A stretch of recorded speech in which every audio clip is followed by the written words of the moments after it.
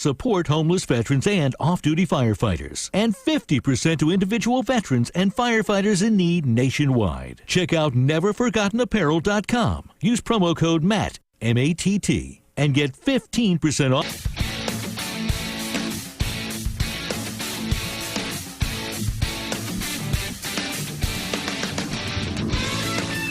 Guten Nachmittag. Heute ist Mittwoch. I'm sorry, no, I'm just messing with you, Paul. Wow. I'm just going to listen to you. Yeah, no, nobody wants to listen to me that speak German. It's not all that good. It may sound good to you, but anyway, I have a special guest / victim in the studio today. We have Paul Rogers. Paul, what's up, buddy? How you doing? Paul runs... It's a pleasure to be here. Addicts of Sound, right? Addicts of Sound Studios and Nexum Creative. Nexum Creative, yeah. They're not really our competitors, but you're kind of a cooperative competition. There we go. Yeah. I mean, cooperation is... Yeah, I mean, I feel like I am that with a lot of people. You know, when I do things great, people want to follow. So, you know. Yeah, you know, and you know, what's really funny is he didn't have a podcast studio over there until we showed up. But no, I'm just joking. But Paul. hey, imitation is the best form of flattery. It is, you know, and I don't get flattered enough, so I appreciate it. Just well, you're such a too pretty tall for individual. Me. Yeah, you know, well, whatever. I'm not going there. We're not going there today. How y'all doing? This is Chef Patrick Mosher, the Food Biz Pro. It's Wednesday. Wind Down Wednesday will be the fourth segment today. No dessert today for the fourth course of the show. Oh. We're going to talk about wine. I can take that as a dessert. Dude, I just figured out, not like I didn't know it, but officially that you're Italian. I am Italian. Rogers is as Italian as it gets. What's your mom's maiden name? Rogers. So my father, or who I would call my biological father, my donor, he Valentino. Ah, ooh. But you know what the very crazy thing about Valentino is that it's a made up name. So my great grandfather was Rudolph Valentino. He was an actor back in the 1920s. Really? Yeah, I kind of know who that is. Yeah. Absolutely. Hey, Ron, can you do me a huge favor? Ron, can you hit camera 2? He's way prettier than I am. We need to keep the people watching. Now we'll get it going in a second. Anyway, so I know Rudolph Valentino. So whenever he came over from... Now okay, this is where the damn personality comes from, the voice, the band, the production.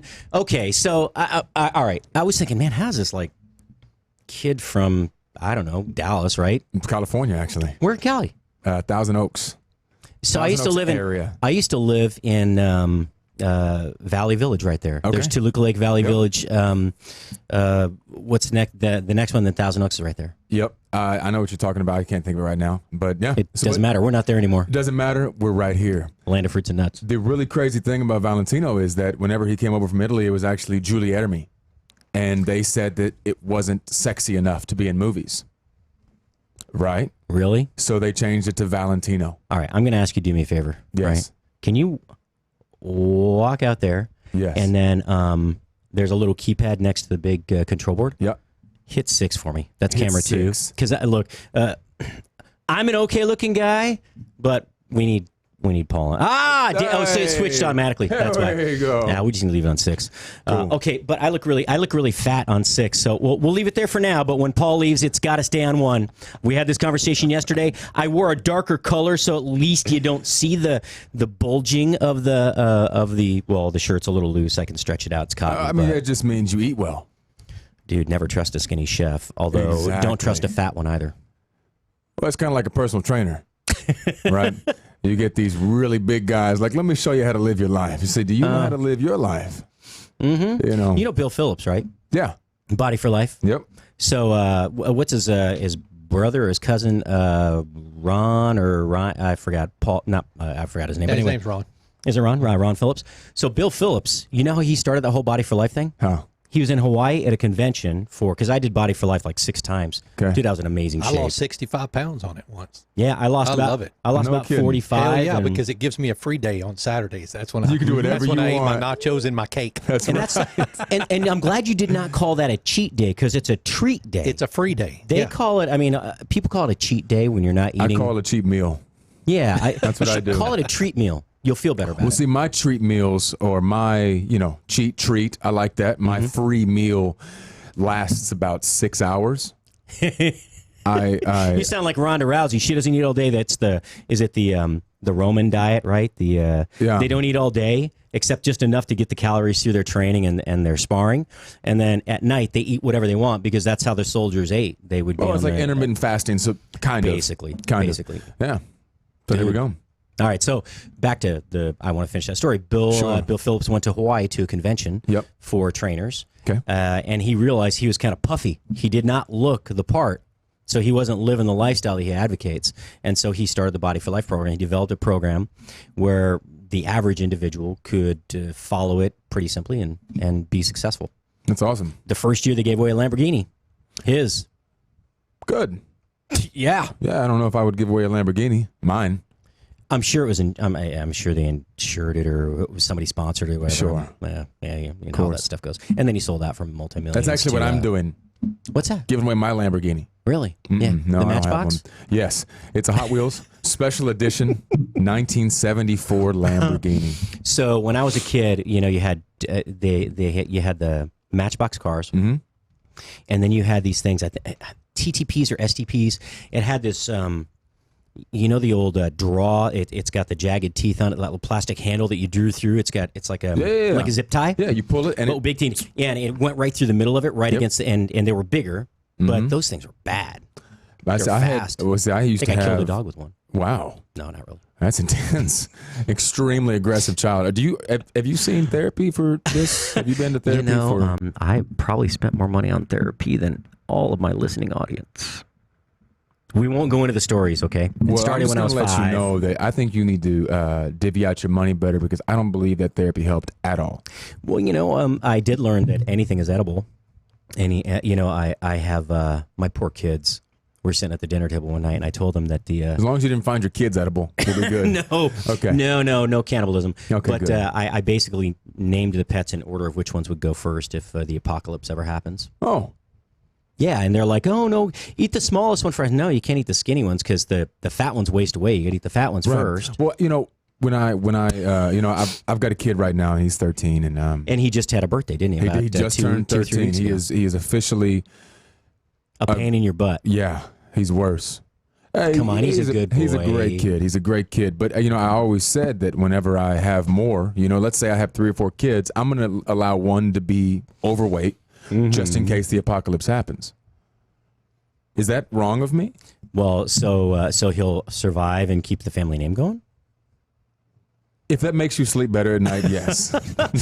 It's people! No. Yeah, my kiddo, he's great. He's 13 and he is good. I saw him walking out with a puppy yesterday. He did. He is smart. He is funny. And I have to tell him, one of the things about him, he's very similar to me. And I'm extremely dry when it comes to humor and personality, and I'm kind of sarcastic. Really? Yeah, just a tad.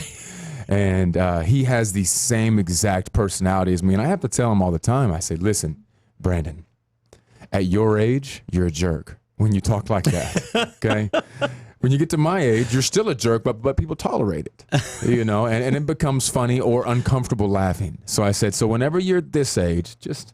yes, ma'am. No, ma'am. Yes, sir. No, sir. Well, in your generation still, at least they know the name Rudolph Valentino. So actually, most of them probably don't. No one knows who Rudolph Valentino is. Dude, he was like Rico Suave, He was man. the lover in movies. He was the man. He was the man. Don Juan in every movie that ever came out, wasn't he? Don Juan DeMarco. Hey, he was the bee's knees. He really was the swashbuckling. Debonair. Oh, I mean, he was in, what was it, the 20s, I believe, is whenever he was the biggest. And he was in mid to late 20s. Yeah, right? mid to late 20s. And he was the lover in all movies. Anything. He was like the Cary Grant of the 20s. Yeah, absolutely. He was. So just to that explains a lot. That explains a lot, Paul. I may not be in Hollywood, but, I did inherit all of his charm. Just letting you guys know. So my grandfather was like the butcher of Dublin. Not really. Nice. No. Well, it makes sense. Yeah, exactly. So hey, handsome. And hey, look for all of you Chef Patrick Mosher judging jackholes out there because it was Doc's original fans. They told me a couple years ago I said something that bacon does not belong in everything. It does not make everything better. There are a few things it does not enhance. A few. Okay. I'm not sure if I can think of one. I don't think bacon makes cotton candy better. Because I've made cotton candy, it's going to deflate it. It doesn't work unless you use like bacon powder. But that's not bacon. It? I've had bacon, then a bite of cotton candy. To be honest with you, it makes it better. Yeah. No, but the chunk of bacon didn't make it better. Have you ever cotton had candies. billionaire bacon? That is. No, is that? I mean, it's. I don't know. Is that like a Wish sandwich? I don't know. You know what a Wish sandwich is? I don't. It's when you grow up poor and you have 2 pieces of bread and wish you had some meat. No, this is actually fantastic. So you have bacon and you put it in maple syrup. You drizzle it in maple syrup and brown sugar, and then Slow bake it. Slow bake it, and then you do. How do I know that? And then you do like a spicier black pepper to go with the brown sugar to add some spice. It is so phenomenal. The resident without paper guy comes over to talk food and doesn't bring food. Well, that's actually not a really. That's not a bad thing because I don't bring food either. So yeah, I know. What the heck? I was thinking I was going to get fed. I don't have a kitchen. Have you seen the kitchen here? It's a microwave and a sink. Oh, there is a little oven back there. You do have a stir fry pot, a electric. Oh, pot, the skillet. You know what? The skillet. Damn it! Can I tell you what? That skillet's badass. I've done stir fried rice. I've had that stir fried rice. That was really good, wasn't it? It was so good. Black Friday. Yep. Mm-hmm. Were you on the show? I wasn't on the show, but I was in the kitchen eating. You were working that day. Yep. Well, while you guys were on the show, I was eating in the kitchen. Oh yeah, and I sent some home. Like you brought over a Tupperware container. I remember I sent some over with you. You were like the hardest working guy outside of Hollywood. Thanks, Rudolph Valentino was the hardest working guy in Hollywood back in his day. I'm just outside of the Hollywood side. It's definitely by choice, though. All right, so definitely by choice. So now I'm curious, Mr. Rogers. Yes, it's a wonderful day in my neighborhood. So keep going. I'm glad you're our neighbor right around the hall. Yeah. Well, won't you be my neighbor? We already that's what are. I'd like to ask everybody. Dude, you never know where this show is going to go. It may not always be about food, but it's freaking entertaining. If not entertaining, it's a train wreck. Today, it's entertaining. And he's okay to look at. If you're a girl. Hey, you know what? Hey, don't discriminate. If a guy wants to look, he's more than welcome to. Just don't touch. Well, yeah, I mean, hey, you know what? I'm okay with flirting a little bit. I'm sure of my masculinity. Mm-hmm. You should be. Your grandfather is Rudolph Valentino. Exactly. For all you folks out there who are too young to know who Rudolph Valentino was, look him up. And, oh, hell yeah. That's, okay, question though. Yes. Your father was the son of Rudolph Valentino? No. He was. Okay, so now the story gets convoluted. Yeah, he wasn't the son of Rudolph Valentino because I'm not that. I'm younger. He was the grandson. He was the. Let me see. Yes. Or grandson. Great grandson. Great grandson. Great grandson. Okay. With that being said, but you know what? What's crazy is my grandfather was Pat Valentino, who was a heavyweight boxer. Fought Joe Louis, Edward Charles. Mm-hmm. That was my grandfather. I'm a huge fan of old time boxing. Me too. Huge. That was when it was actually real. It made more sense. Except I don't know about the one. You think what was the Rumble in the Jungle? You think that was real when he? It looked like he missed him, but I don't know. I don't know about that. I just know I'd have taken a dive too if Ali was punching at my head. I'm a huge Ali fan. I've always have been, and even whenever when he first was diagnosed with Parkinson's and it was getting really bad, when he fought Larry Holmes and just was demolished, and that's how Mike Tyson decided to come back and have revenge. Yep. And that was right when D'Amato, I think what was his name? That was Mike Tyson's Lennox trainer. Lewis and all those guys. Yeah. So back in the heyday. I love and he was just he stood up for what he believed in. He was. I loved Ali. He was definitely a disruptor of his time. Man. In a good way. But I'll tell you, I loved it. You know what is people don't realize Mike Tyson was known for his punching power. Yes, I know it's the Food Biz Pro Show. Shut up.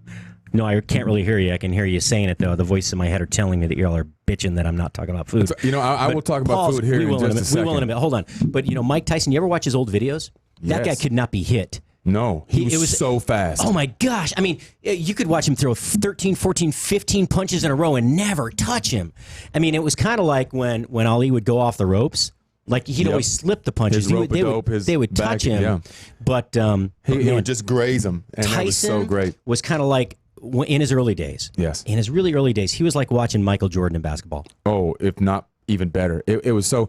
It was amazing. incredible. I saw a video recently. I believe it was on Facebook or Instagram, and it showed Mike Tyson. This was this year in a coffee shop, and I believe it was some in Asia or I can't remember what country it was, but it looked like it was Asia. I think there was some The Hangover 6 or whatever they're from. Yeah, Hangover 12, and he was in a coffee shop still punching and doing these dodges. He was still lightning fast, and I, there's no way.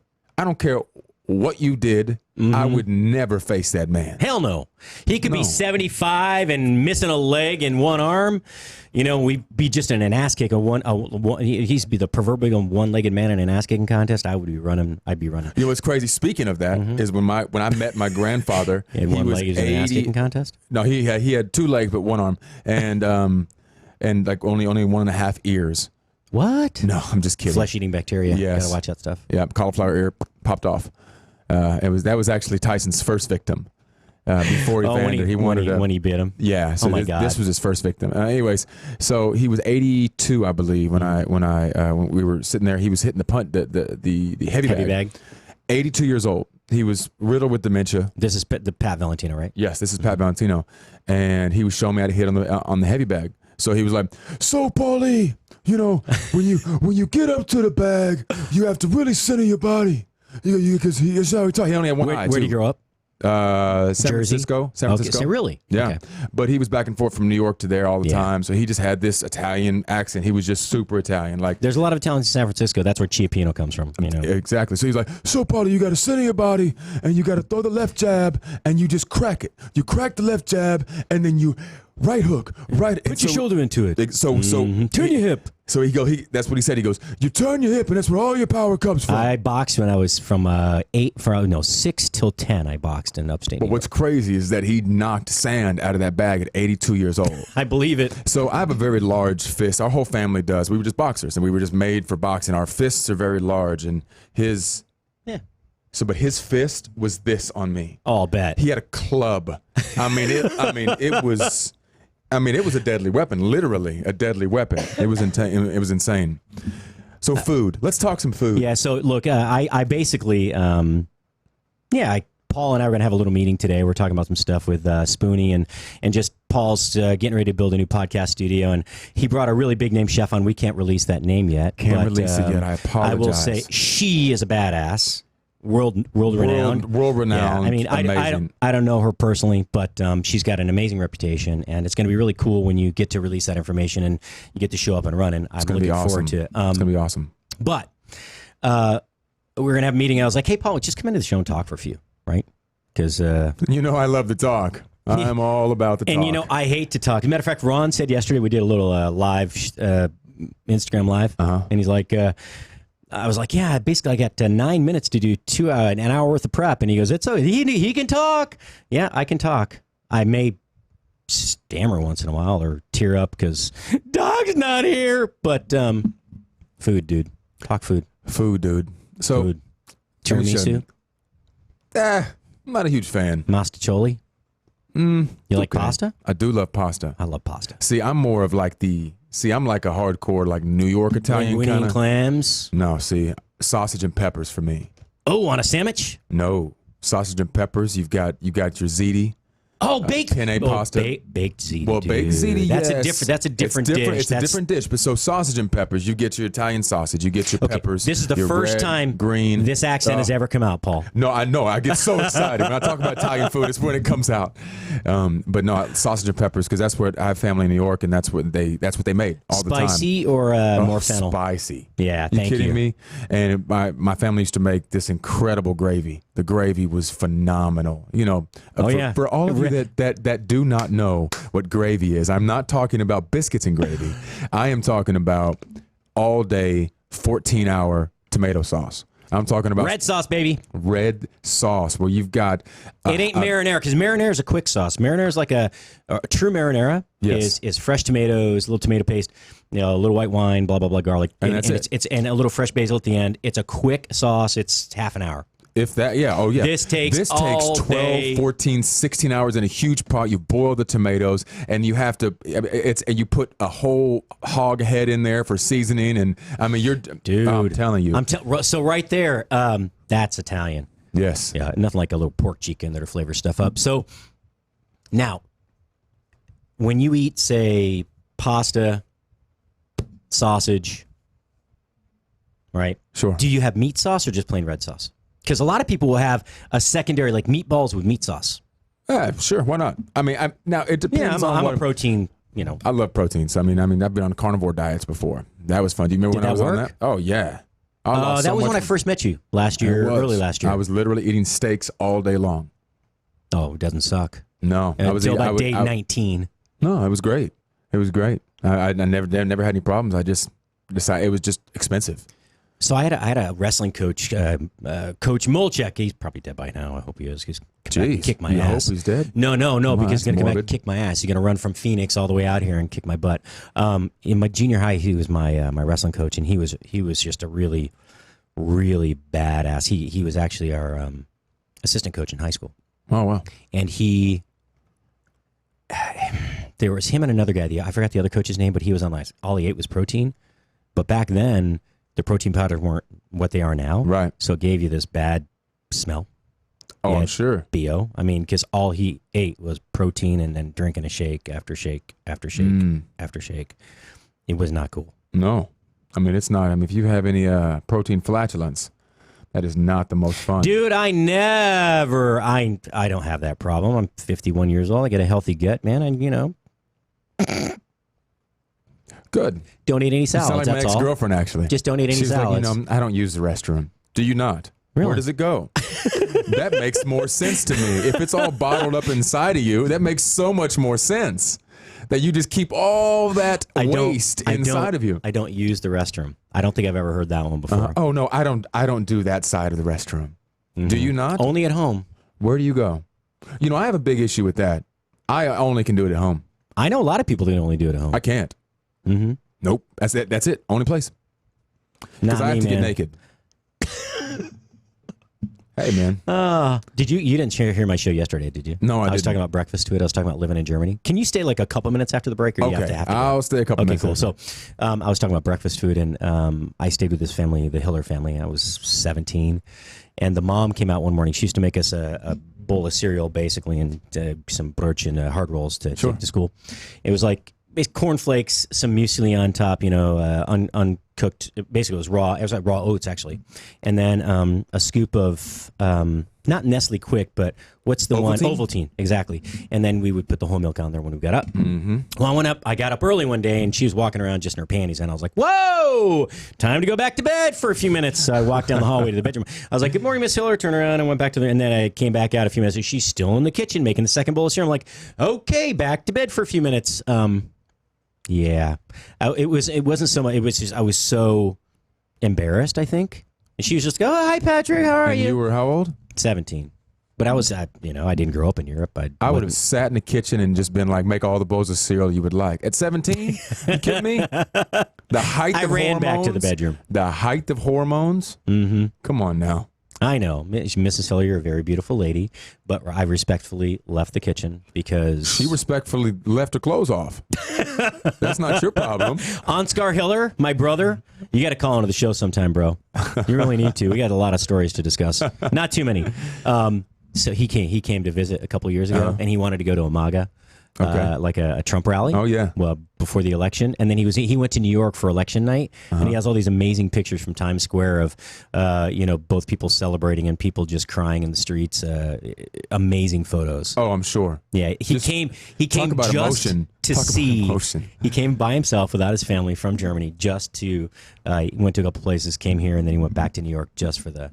Wow. Just for the election. Anyway, all right, we got 45 seconds left. Look, Chef Patrick Mosher, special guest or victim, however you want to call him. Ooh, man, it's my buddy victim, Paul Rogers here of the Addicts of Sound and Nexum Creative Podcast Studio. Yeah. I had to throw that out there too. Why not, man? And where do they find you online? Nexumcreative.com. N-E-X-X-U-M? N-E-X-M. N as in Nancy, E as in Edward, X as in X-ray, M as in marsupial. How about that, huh? How about Marconi? Yeah. Another good Italian name. That's a great Invented Italian the damn name. radio, Thing, right? as far as we know. Well, yeah. Could have been alien, too. It You was never know. Tesla, but, Right, it doesn't you know. matter. All right, folks, we'll be right back. We had a 2-minute break. We will actually talk some food because I got a blue raspberry. Never mind.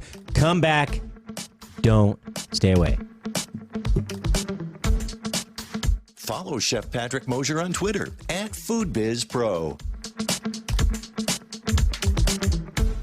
Dr. Ken Brown here, host of Gut Check Project with my co-host Eric Rieger. Eric, we've been seeing Mojo guys over there and over here at Spoony talk about Atrantil for bloating. I've seen in my practice that Atrantil is a whole lot more than just a bloating product. Yes, it does a whole lot more than just fix bloating because of the polyphenols that you find in Atrantil. You're exactly right. The polyphenols are those molecules that we find in the Mediterranean diet. It makes vegetables and fruits very colorful. What are some of the things that these polyphenols do, Eric? These polyphenols can actually stop inflammation. They can help you have more energy. They can help you with anti-aging. And polyphenols are great for athletes. It sounds like it's going to help a whole lot more people than just bloating. Tell me how everybody should be taking Atrantil. If you want to dose Atrantil, it's 2 capsules 3 times a day, basically with your meals. But if you aren't bloated and you just want that polyphenol intake every day, 2 to 3 capsules a day will work for you. Go to lovemytummy.com/Spoony.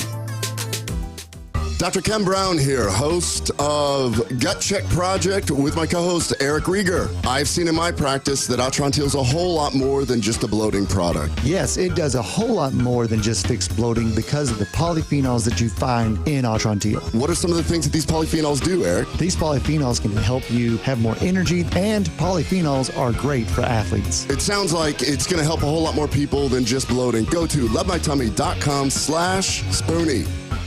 Are you tired of high cable TV rates? Sign up for Dish today and get a $500 bonus offer while supplies last. Plus, lock in your price for 2 years guaranteed. Call All American Dish, your Dish authorized retailer now. 800-570-6630. 800-570-6630. That's 800-570-6630. Offers require credit qualification, 24-month commitment, early termination fee, and e-auto pay. Restrictions apply. Call for details.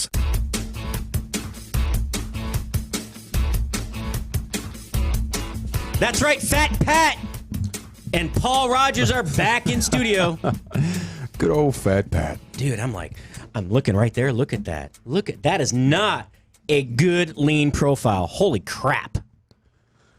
We need to start If I were you, I wouldn't wear sideways stripes. Any stripes. Up and down stripes kind of makes you look thinner. Or just wear all black. Yeah. Or a robe. Whichever one you would like. How about a muumuu? Hey, you know what? Hey, listen. Don't hate on muumuus. My grandmother, I love muumuus. God rest her soul. She's not dead. She's just nuts. But she wore nothing but muumuus. I don't think I've ever seen her in anything else but a muumuu since I was born. And that was like what? I did see her naked one time, and I never went back to California. Because of that, or because you just didn't want to go back? Both. Both, but that scarred me. Like I have nightmares about it. Oh, like Van Nuys. That's what I was. Van Nuys, Sherman Oaks. Gotcha. Imagine the woman from Poltergeist, the little bitty lady, naked. Oh no, Exactly. no! I know somebody who works with that. Used to work with that lady. Yeah, well, it scares me. When I was like, 3.5 years old, that's not what I wanted to. I never wanted to know what that anatomy kind of looked like. Yeah, that's scary. Yeah, you were about that old when that movie came out, weren't you? When did it come out? Shoot, I don't know, the 80s. I was born in '84, so right about that time. Yeah, damn. That was the day Still I in learned. diapers. That was the day I learned what gravity really could do. Boom. Yeah. Why was mom just walking around and? It was out of the shower, and it was a dark day. Yes. Poor grandma. Okay. Poor grandma. Poor grandma. Paul, you're not that emotionally scarred. Every time I see a muumuu in Walmart or Target, on a person. Yeah. Well, I don't hang around with. That's why I have to hang out with. So you can never vacation in Hawaii, or you can't go to Africa, or nope. Really? Well, those are more like dashikis, right? Yeah. Whatever. I mean, look, it's semantics at that point, though, right? But same shape, same design. There is a muumuu look. And I just I'll never get past it. Yeah, it's like a big Hawaiian lady. Oh, never mind. A Hawaiian lady eating poi at the restaurant. Well, see, that's different. because it's not my grandmother. Yeah. I'm not, you know, I if I have ever seen a relative naked, a female relative, it's gone. I conveniently forgotten it. I have enough dead brain tissue, scar tissue in my brain from all the emotional trauma. I don't need any more. I really don't. Yeah. I don't. Let's stop talking about it because I'm getting emotional. All right, so we got a couple. John Paul Lovely, Chef, my brother. What's up, John Paul? And Travis Watkins, like, somebody fix the camera because it looks like you're talking to a random hand instead of a person. That was the idea, Travis. Right, it was mystery. Do you sing too? And yes, as a matter of fact, Paul does sing. I do sing. He writes lyrics too, don't you? I do. Do you write the music? I write some of the music. I work with my guitarist, but I arrange for different artists that come into the studio. You just cut an album. What's the name of your band? 19 Machine. 19 Machine. All right, so since you're not this is your first album? Second? 27th? Well, this 23rd? This is my first rock album because I've always done like R&B soul music before. And that's again But the Italian in college I did opera. Really? That's what I got my scholarship for was opera singing. Where'd you go to school? West Texas A&M. Gotcha. More cows than people. Houston has a great operatic. U of H? Yes, U of H does. UNT has an incredible music school. Yep. Yeah, it's pretty. It was great. Opera was awesome. So sing a couple lyrics for us, man. I will not. Sorry, I had to try and put you on the spot. I had to food show, and that's what we'll talk about. Okay, come on, you can go get your own mic. It's okay. Yeah, I don't sing on these worthless microphones. I have to have mine. I'm bougie that way. So I got a couple of friends from high school. You know, Okay. they've had a band since high school, and it's had several iterations, and now it's called Fat Gray Cat. Fat Gray Cat. Yeah, because they're all 50 plus. They've all gained a little weight, a little gray, a little lighter on the top. I like it. Yeah. Fat Gray Cat. Fat Gray Cat. Led by Mike Pasturi from Chicago, Illinois. Moved to Arizona in 8th grade.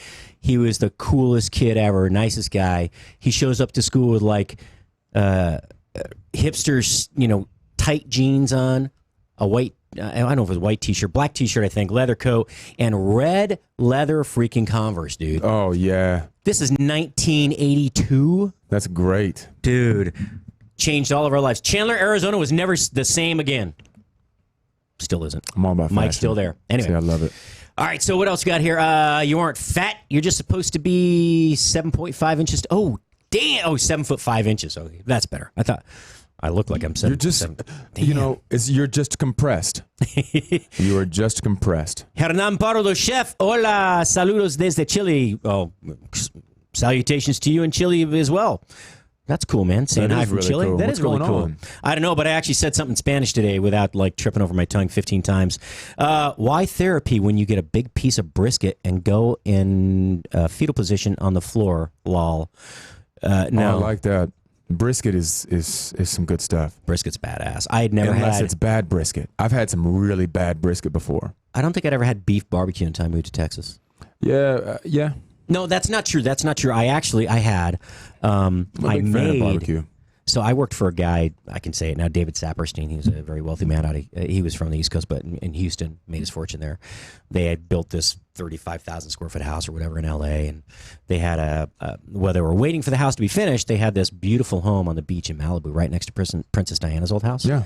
And I remember in the middle, it was his daughter's graduation. They had 3 or 4 children. I get 3 daughters, one older, didn't live there, and a son who was 15, Jonathan. That guy's probably going to rule the world. Smart, genius, a little demonic maybe, but hey, the best minds. Actually, no, he's a are good the kid. weirdest. So it was their daughter's grade school, like 6th grade graduation or whatever, and she'd give me this whole menu. So on the way home, they call me and say, Mr. Saperstein would prefer that you make beef ribs for lunch today. They'll be home in an hour. Where the hell do you buy beef ribs in Malibu, dude? You don't. You don't. I'm I had not to a go. fan of beef ribs. You know what? So here's the deal. I'm not a fan. You like short ribs? I'm a pork rib guy. You like short ribs? Yeah, they're okay. Nah, you gotta have good ones. Yeah. It's like osobuco. You probably. I mean, have you had it? Not a lot of people have had it. I have actually. I have, but I'm a big. I like short ribs. Mm-hmm. You know, I've got a buddy of mine that's from Laos, and we go over there and they throw down. They spice that stuff up. Oh man, they have this. Anyways, it's incredible. Well, there's a couple people from Laos in the building. That was actually where I was. Yeah, I was at their house. We were eating. Great people, and they have this like it's not cabbage. It's like a coleslaw salad, and it is the spiciest thing you'll ever eat. Is it Napa cabbage? Maybe. I don't know. It looks like a coleslaw, but it's not regular cabbage, not American cabbage. Yeah, no. Is it like a wrinkly cabbage, like lighter in color? Yes. It's probably Napa cabbage. Yeah. Okay. That's what they use. That's what they make kimchi out of, typically. Yeah. In Vietnam. You're right. Yep, you're right. I know you got to go eventually. I'm going to hold you as long as I can. So, real You're quick, go through a couple more comments, and then we're going to talk about your secret ingredient here in a minute. Yes. Let's see. Rudolph Valentino makes us people with accents rock stars. Yes, he did make y'all a lot rock stars. Jean-Paul. There we go with the bacon virtue signaling again. That's right, Richard Brandt. Jackal. I'm just joking. Dude, he's the one that brought the beer with him. Tekru. Okay. He brought like the smoked pineapple ale, and holy crap, his Scottish strong ale is probably the best beer I've ever had. It was supposed to be something else, and he changed it to something else, and halfway through he changed it into something else again. But it turned out it was so badass. See, I'm just Richard, I'm not a beer guy. I know. And you know why? Because I have to you're watch. Italian. I have to watch my girlish figure. Why? Just here's the day. Make a lot of money. You're good looking. Just make a lot of money. Nobody cares. I do. I have to look at myself in the mirror. You know, so I was looking at a picture of me from like a year and a half ago because I'm like almost 28 pounds heavier now, and I was like, holy crap. So 38 because these cameras. Well, probably 48 with the cameras, you know. Yeah. Well, there's how many? 2, right? Yeah. 2 cameras. So you add 20 pounds each one. 20. There you go. Damn. I know. I can't win. Candied bacon. We had candied bacon here yesterday, by the way. Yes. Brandon brought that in. You need therapy at that point to the choice of meat. That's a steak moment. Okay. Sorry. Look, Thomas, you have to write the whole sentence. I'm not that smart. That's why I'm a chef. I can do simple math. I can cook the shit out of just about anything you give me. But I'm really sorry. I know it's a kid-friendly thing, but, you know, it's okay once in a while. Candied bacon is really good, dude. Candied bacon is so good. As you see with my recent cheesecakes, I prefer panna cotta for dessert. Summy? Panna cotta is really good. Dude, can I tell you what? If it's good panna cotta, you can have some really... I've had some bad... I've had bad everything, I guess, but... Hi, Marie says hello, Patrick and Paul. Hi, Marie. Hello. So here's the deal. I make the best panna cotta ever. I swear. It's roasted strawberry panna cotta. Prove it. I will. So I'm going to go through this recipe real quick, and then you can tell me your secret recipe for guacamole. I want you to tell me what you believe is in it. I'm biding time so I can think about what the secret you ingredient need to, is. because I doubt you'll get it. I don't think probably you will. won't. Is it balsamic? Nope. But you know, your eyes twitched a little at that red wine vinegar. Nope. All right, so I'll come back to that in a minute. Okay. Basically, you take strawberries, hull them, and put the just toss them with a little bit of sugar, a little lemon juice, and put them in the oven, and you roast them with some whole sprigs of what's that? It's anise flavored tarragon. Okay. Right. And then when it comes out, when it starts to kind of just break down and gets really juicy, you let it cool down. You push it through a food mill to get all the seeds, and most of the pulp goes through, but some of it stays behind. Okay. The fiber stuff. So you let that cool down. Then you make your gelatin custard, and you stir that in, and dude, serve that with a balsamic reduction. It's really it's probably my favorite dessert. That I love or food. Dude, I love food. So I make another pumpkin creme brulee is one of my other favorites. I love creme brulee. There we go. Doc was a master at clearing his voice. Cleared his voice like 400 times a show. And his listeners are like, it's so weird listening to somebody who doesn't clear their throat all the time, hosting his show. They're like, it's just not the same. Yeah, it's not that Doc's content was better. It's they don't clear this throat all the time. Well, stop what you're doing. Figure it out. I had some food left in my mouth. I thought I'd finish swallowing it, and I don't know. I ate some almonds before. Spicy almonds. That's healthy. Wasabi? No, they're chipotle, I think. Ooh. It's my favorite. It's my blue favorite diamond spice. They are. Sitting on the desk out there. Mm-hmm. I will have some when I leave. All right. I will steal some off your desk. You don't have to steal. You can have them. Not the whole bag, just a few. I'll just take a couple. All right, so guacamole. Yes. Okay, Italians are not known for great guacamole. No, but I did find a secret that just brings out the flavor of the avocados. Okay, and you said it makes the... I want you. Well, first off, I want you to tell me what you would put. Yeah, so I want you to Okay, make guacamole right now. How do you do it? Okay, so when I make guacamole, finely diced red onion. Okay. Of course, avocados. Okay. Lots of garlic. Okay. Salt, pepper, lemon juice. Okay. Cilantro. Okay. Typically, I actually put a little bit of cumin. Okay. Okay. And just a little bit, because a lot of people don't like cumin, so I just kind of hide it in there. Sure. And I may or may not put like a dash of chili powder, jalapeno, whatever. It depends on if you make it mild, hot, or whatever. So if you want to expand upon that, fresh diced tomato. Always do that. All right. Sometimes I do, sometimes I don't. Like for avocado toast, I don't want tomato in it. I just want I want just like an spread. avocado spread. Yep. Right. So typically a little bit of oil. I put olive oil in it. Do you? I do, believe it or not. And sometimes you can put a little water in there. I can see that. Because if it's too much, if the ratio's off, then you put a little bit to thin it out and get the right consistency. Okay. That's pretty close. There's a couple other things I could or would put in there, but you have a secret ingredient that you said does what? I do. It does brings out. Makes it pop. It makes it pop. It brings out the flavor, the true flavor of what I would think the true flavor of avocados are. Okay, so how is that different than? But you cannot taste normally... this ingredient. You can't taste it. You cannot taste it within the guacamole, but it does have a very strong taste by itself. All right, so it's an acid? It's acidic. It's acidic. All right. Liquid, powder, solid? Liquid. All right. Wine? No. Damn it. You're 0 for 10. I'm 0 for 4, but that's might as well be 20. Well, 4 on the air, 12 off the air. I was giving you a couple, okay? So I'm going to just tell you how I do it. And I want everybody that's watching, listening to try this, because I promise you. I'm going to make notes. You need to make notes. Well, there's everything that you were talking about is great, but there's one ingredient. It's recorded. I don't need to make notes. Exactly. So here we go, guys. So I take my avocados, of course.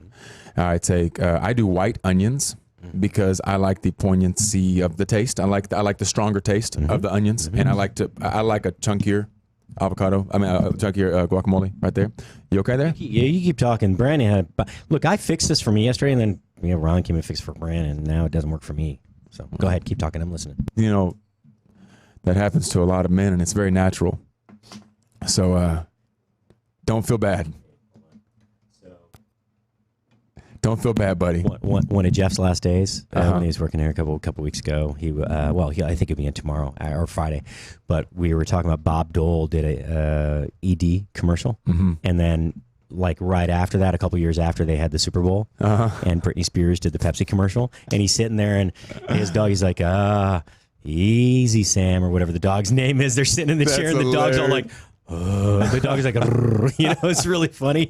Oh my gosh, it's like funny. A 10-minute commercial. All right, go ahead. Back to it. So, I mean, everything that you said. So, I have avocados. I do white onions. I do minced garlic.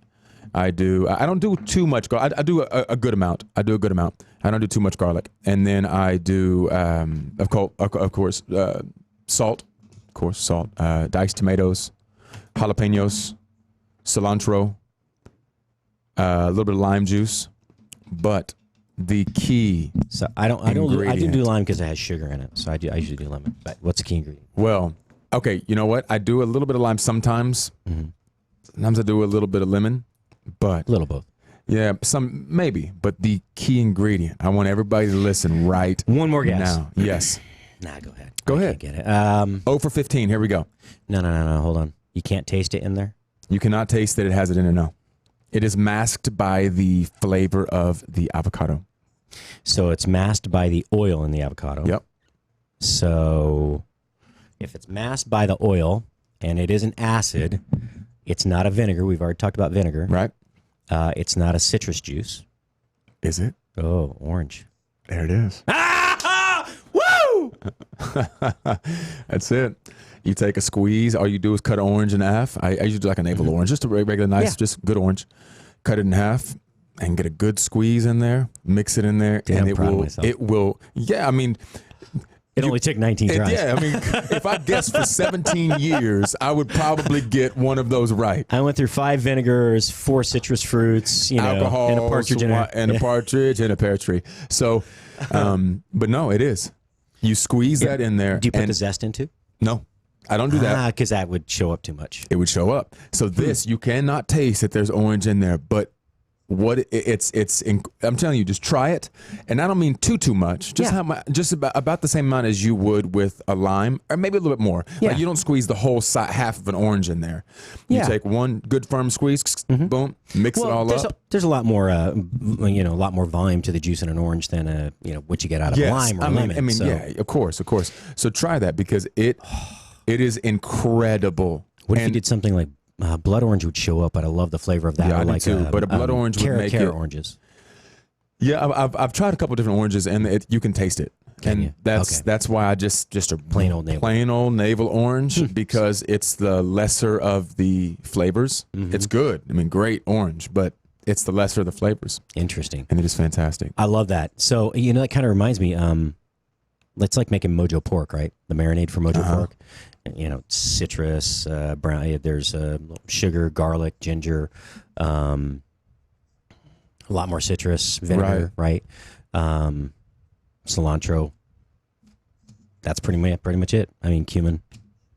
That makes sense, though. That makes a lot of sense because you're right. You're not getting it's not just the straight acid you would get from lemon or lime. No. It's got that touch of sweetness. Yep. Which is going to... you're right, it's going to open up the fat in the avocado. Instead of just being like a strict opposition to it, it's going to, opens a different set of taste buds on your tongue. Yes, right? it does. So it opens it up to the fat in the avocado, the flavor, therefore. Instead of being in the back, it's in the front. Cool. Damn, dude. Pretty amazing, man. I want you to try it. I'll have to bring some up, and I'll make it. I mean, it makes complete sense. I mean, I use a lot of orange in like a fajita marinade. Oh yeah, you have to. Because, I mean, because it adds that natural sugar without having it be sugary. And you know what I mean? Without being sweet. Yeah, exactly. You get that good caramelization on it. Exactly. And it tenderizes. Well, it's kind of like back in the day. My mom used to make orange roughy, and she would orange roughy. But instead of just making orange roughy, she would crust it with like this orange jam or marmalade or whatever it was. So it was like there was a crusty. It was incredible. So was it? Did she just marinated it? That was it, or did she put a marmalade? Is the orange? Yeah, marmalade's just like it's made from orange rind and right. And so she would put and she would cook it with it. So she would bake it. With the marmalade She probably broiled it at the end. That way the orange, the marmalade hardened. And it was incredible. She also made some things that weren't as good, but she's an incredible cook. My mom, she just makes stuff up. She makes stuff up I'm telling you, every single holiday we have something new that she's created at like 4 a.m. Love it. She's incredible, and she doesn't remember any of them. She can never make the same dish twice. She did make chicken jerky one night because she overcooked this chicken, but it was so good. I came back from Japan. My mom was her diabetes was kicking in. She was not, her asthma was really bad. But I remember she walked away from the kitchen one time. She boiled this pan of carrots dry, and I walk in the house. I'm like, "What the hell is burn?" I walk in. It's like these carrots are charred to the bottom of the pan, and I was like, I'd never seen my mom burn a thing, and I was like, "It's the end of the world! It's the end of the world! I'm only 27 years old. At the end of the world." I don't even. I was 25. You want to know one of the coolest things my mom made? What's that? Cream cheese eggs. Cream cheese eggs. How do you make those? Instead of butter, well, you put a little bit of butter, but so you melt the cream cheese at a low heat because cream cheese burns really easily. So you melt the cream cheese just like you would the butter. Yeah, I mean, that's why it's the base for like crab dip and all the other crab. It is the fluffiest and tastiest eggs you'll ever have. Really? It is completely that's the different cooking texture. Medium, then. Yeah. So for scrambled eggs? Scrambled eggs. You know what, though? That doesn't surprise me. So when you cook commercially, you have these big tilt skillets, right? It's like 3 feet wide and 2 feet deep, and it's about a foot or in depth, front to back, and then about a foot top to bottom, foot deep. And then it tilts. You have a handle that you can crank it, and it's got this little pour spout, so you can make soups or sauces or whatever. But we're doing the Formula One race in Houston. Okay. and Lexus was the host, right? So they had like the Lexus test car track. There's all these foreigners from Australia and England, and I got hired to work with this crew. It was basically a mobile kitchen, and we had to make. We fed all the VIPs, so it was like 2,000 people. I had to make scrambled eggs for 2,000 people. Wow. And that's what you do. You basically, as the eggs just start to set, we didn't. I don't typically melt it, but I add a little cream into the eggs at that point. And then I add water to start. And the reason you do that is because that creates steam. That's where you get that puffy, light texture from. And then a touch of cream, and then melt the cream cheese into the eggs. Nice. Yeah. Cream cheese eggs are that's one of my son's favorite dishes. Cream cheese eggs. Ever do egg in a basket? Toad in a hole? Yeah, I have. Yeah. Not toad in a hole, I guess, at that point. It's egg in a basket. Yeah, egg, yeah. I like over easy eggs on my burgers. You like poached eggs? Sunny side up. Poached eggs. As long as the white's cooked? As long as the white is cooked and it's not slimy, I can do it. I'm a huge texture person. Like, I'm Italian and I hate mushrooms. I hate the. What the F is wrong with you? I know. You don't like fungi? No. Yeah. I'm cool with diced mushrooms. I love that. Is it a texture? It's a texture thing. I cannot get past the feel of it when I chew it. I can't do it. Well, because they're either like I can't chalky, gritty when they're raw because they kind of squeak against your teeth, ever do it raw. or when they're cooked, they're slimy. They are slimy. So, it's like okra, but I love okra. Love okra. You're like a walking conundrum. I am. What's your favorite form of okra? Honestly, I really liked grilled okra. I liked baked. Fried is good. I love stewed. Yes, so I've basically actually had stewed. Stewed is great. Oh my gosh! So you saute the okra, a little fresh garlic in there, and then you chunk up Roma tomatoes, and then you put in. I buy the Pomi tomato puree. In the box, and then I pour a little of that in, and just season that up, and let that baby go low and slow. One of my favorites. Oh, it's so good. Okra and corn too. Yeah, so you cut the corn off the cob. Saute that with the okra. You dust the okra and cornmeal. Saute that. You see, I'm hungry. I'm like wringing my hands. I'm freaking hungry. I'm salivating. You know what I made the other day? A pizza. A meat pizza? Yes, but no carbs. How'd you do that? It's called a pizza, right? And what you do is, it was delicious because I try to cut back on my carbs, especially at nighttime, because that's when it just kind of stores it. So instead of having bread or crust, what you do is you take a pound of turkey meat. Free advertising. Gatorade Zero. Usually I pull it off, but everybody knows bottle anyway. It doesn't matter. Yeah. So you take ground turkey, right? Season it all up real good with some Italian seasonings, yada yada yada. Saute it up. Yep. You can put a couple of eggs in it. I don't like it because then it stays, for the lack of a better term, more moist. For everybody who loves that word. Dude, what is up with that? What is wrong with that word? It's a freaking word. It is a freaking word. I mean, it's the opposite of dry. It is. And wet isn't a good food term. No. I'd love for you to leave. The cake was wet. I love wet cake. It was rich. It was. Okay, so real quick. So then. Yep. So you cook that for about 17 and a half minutes, and that's it, right? You cook that, and that is your crust. So it hardens, kind of. It gets you this crust, and then you've put tomato. Only carbs you'll have is from your natural tomato sauce. Good, man. And you do that, and then you put cheese, you put pepperonis, you put sausage, put a little cheese on top, and literally you have a low carb with maybe less than 10 carbs for an entire pizza. Wow. And you've got 50, 60, 70 grams of protein in this entire pizza. And it's about 2 meals. I mean, I can eat a whole one by itself. It sounds better than the mustard. They have this pizza in the Midwest somewhere up in Detroit or something now. They're making it with the crust, mustard, and pickles, it's like, really? At that point, is it really a pizza anymore? No. It's not. Everybody should try the pizza, especially if you love pizza and you're looking for like a better, healthier version. Pizza's are the way to go. I'm going to give you my all-time favorite Sicilian dish, right? Okay. Real quick, I'll give you the actual recipe. But you take a eggplant. Yep. And you cut off just the skin. Okay. Like inch thick. Sure. And then you cut it into strips, 1/2 inch wide, 2 inches long. Okay. But you don't, none of the seeds, not a lot of the flesh, just like, again, it can't be really thicker than an inch, 1/2 inch. Cut all those strips up, and then you cut cherry tomatoes in half. Okay. And you start it out by, it's a 1/4 cup of olive oil, and then you add the get it really hot. Add the eggplant in, saute it really good, and then throw in sliced garlic, and then throw in the half cherry tomatoes and a bunch of fresh basil, salt, and pepper, and let that kind of stew down. Add another 1/4 cup of olive oil, and add a whole bunch of fresh basil right at the end.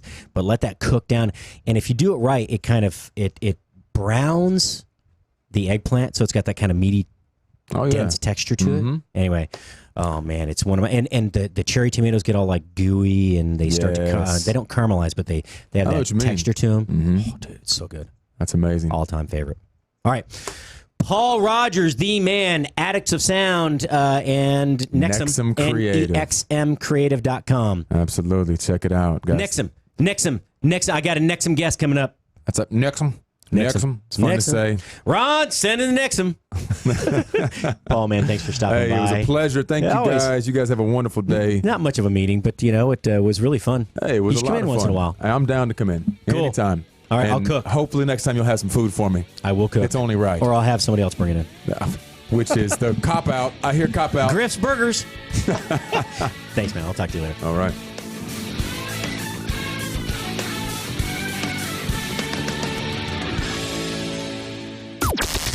This is the only 24-hour take-anywhere platform dedicated to food and fun. We're Spoony. Breaking news this hour from townhall.com. I'm John Scott. During today's visit to Dayton, Ohio, President and Mrs. Trump met with shooting victims at a hospital. At their first stop, the President and First Lady met with shooting victims and their families at Miami Valley Hospital. They also thanked first responders and hospital staff. White House Press Secretary Stephanie Grisham tweeted that the President told survivors, "You had God watching. I want you to know we're with you all the way." White House correspondent Greg Cluxton. The president has departed Ohio and is now en route to El Paso, Texas, where 22 people were killed last weekend. Texas Senator Ted Cruz says many unanswered questions remain regarding the El Paso gunman. What were the warning signs when he was in school? What were the warning signs in terms of encounters with law enforcement, in terms of mental health issues? And what could have been done to stop it? How could we have stepped in and prevented that? And I think that's an inquiry that will take time going forward to find out in this instance. Senator Cruz spoke with KFOX and KDBC.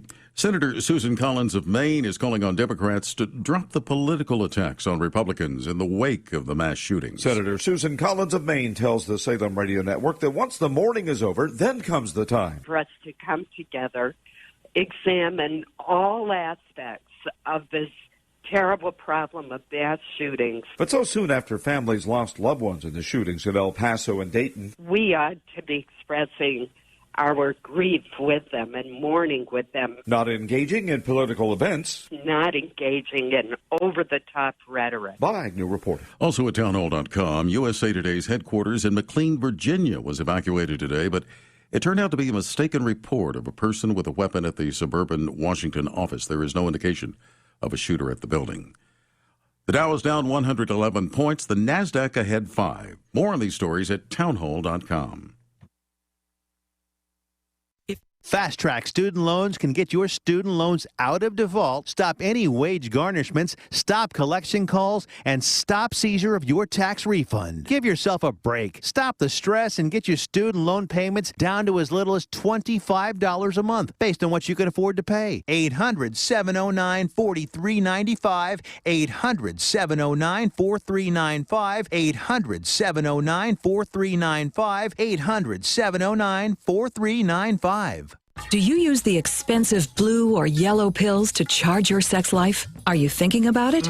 What if we can promise you the same results for less than $3 a pill? If you're paying $20 a pill for the other pills, you're getting taken to the cleaners. Our pills deliver the exact same results for less than $3. You'll save more than $16 a pill for the same results. And right now, radio callers will get 44 blue or yellow pills for $120 with free discreet shipping. You can save more than $700 off pharmacy prices. Charge your sex life now.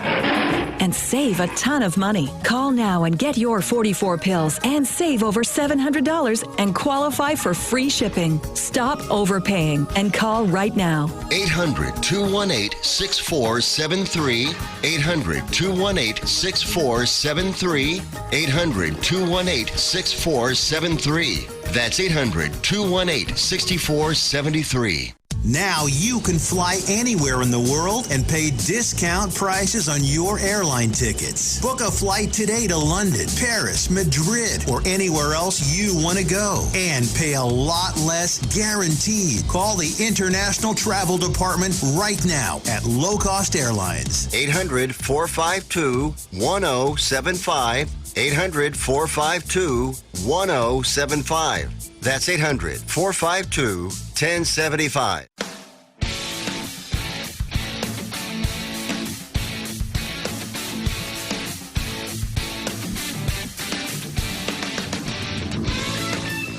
Welcome back to the Food Biz Pro Show. Chef Patrick here. If you missed the last half hour, or actually hour, had my good friend Paul Rogers in here of Addicts of Sound and Nexum Creative. That's NEXMcreative.com, podcast studio. He's right around the corner. Sorry, I was looking up the foodie word of the day. I was just thinking of something because it's Wind Down Wednesday. And I was thinking, there's an obscure word that I remember from culinary school. And if you probably haven't, but if you've ever been to a really fancy restaurant, there's a sommelier that may be walking around. And if it's a really snooty, maybe not. Let me rephrase that. If it's a slightly stuffier restaurant, or they're very proud of the fact that they're the sommelier, there'll be a gentleman walking around. That sommelier would be walking around with, or their wine steward, with this silver, weird-looking vessel around their neck. It's kind of a shallow, looks like a finger bowl that you would wash your fingers in with lemon water at in, I don't know, Asian or Ethiopian restaurant. Right? That's kind of what it looks like. It's made of silver. It's on a silver chain, and it's actually some have scalloped edges, some are just round, kind of bowl-shaped silver, vessel. It's called a tasse de vin, right? It's basically a small sipping vessel for the sommelier to not just taste wine, but because it's silver and it reflects from all sides, they can see if there are any imperfections, impurities in the wine, if something's gone bad. They can typically, by using that vessel, they can look at it and tell you what the varietal grape is. A lot of times, that and the nose, the aroma, they can tell where what the origin is, so on and so forth. It's crazy. But if you ever see some guy walking around with this chain around his neck in a restaurant, it's got this little kind of finger bowl, silver finger bowl around their neck. Yes, I said a silver finger bowl. It's called a tasse de vin, TASDEVIN. Basically, it's something to taste wine out of. I'm not even sure what it means in English. Like a wine tasting bowl. I don't know. A wine taster. That's what it's called right here. Tasse de vin, a wine taster. There you go. Now you know. TASVIN. Or what? No. TAS. Tasse de vin. TASDEVIN. Tasse de vin. All right. Well, that's enough of that crap for today. Let's go back to, we had a couple more comments here. Richard Brandt giving me a hard time. Shows how much Patrick actually knows about beer. He keeps calling that beer Scottish, while I call it a Belgian strong because of the very regional Belgian yeast I use. But the rest of the recipe is actually a Scotch ale crossed with a robust porter. Good call. I knew that because you told me when you were here, so I remembered. Summy Schick says anything avocado is not for me. Remember that if you ever make something for me. I will be making something for you, Summy. I need to order about 2 pounds of pork belly so we can, basically eat unsliced bacon, really slow roasted. Let's see. Marie Daniel definitely will try orange in guacamole. That sounds delicious, doesn't it? And I was replying to Richard. I said I'll just call it a happy accident that I said Scotch ale, strong Scotch ale. So, all right. A couple things going on today. It is not like anybody really cares. It's National Raspberries and Cream Day. I didn't know that I didn't know raspberries and cream was actually a real, berries and cream, blueberries and cream, strawberries and cream. I guess raspberries and cream is good. But anyway, today is National Raspberries and Cream Day. So what do? I guess go out, buy some raspberries and put them in some cream. I guess it's raspberries in full swing right now. It's the high part of the season. If you live, in upstate New York, I'd be out picking raspberries at dusk today. So, trying not to have too many thorns in my hands and fingers, and probably would not take any back to the house. I just eat what I could off the vine. But with raspberry season in full swing, what a better way to celebrate than this simple and delicious treat. There are several days on the calendar, blah, blah, blah, celebrating raspberries. We just finished National Raspberry Cake Day last week, and blah, blah, blah. Okay. At what time? Oh, this is interesting. At one time, raspberries were a midsummer crop, which, growing wild where I grew up, that makes sense. However, new technology, cultivars, and transportation make it possible to enjoy these sweet berries all year long,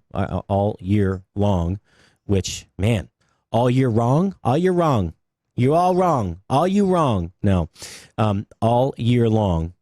Isn't that kind of the way it goes for most fruits and vegetables now? We can either grow stuff in seasons we weren't able to in the past because we've we've made these hybrids, or it's shipped from another part of the world or a continent so that we can have, fresh fruits and vegetables all the time. And why would raspberries be any different? Because of these new technologies, raspberry growers now have an extended selling season. Did you know? All right, here come the quick facts.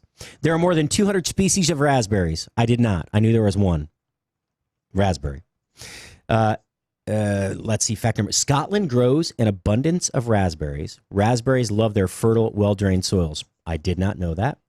Here you go. Richard Brandt, challenge. You should make a raspberry Scottish ale. There you go. Sound good? Sounds good to me. All right, fact number 3. However, Russia produces the most raspberries in the world at 120,000 tons per year. 120,000 tons per year. That's a lot of raspberries. When you think about one raspberry is probably, a quarter of an ounce. So per pound, that's 64 raspberries per pound. 64 times 2,000 times 120,000. That's a whole bunch. All right, we got to do the math. So Russia, let's see. Close. Why is it not charging? Oh. Aha. My phone is not charging because it's not plugged in. That's why. All right.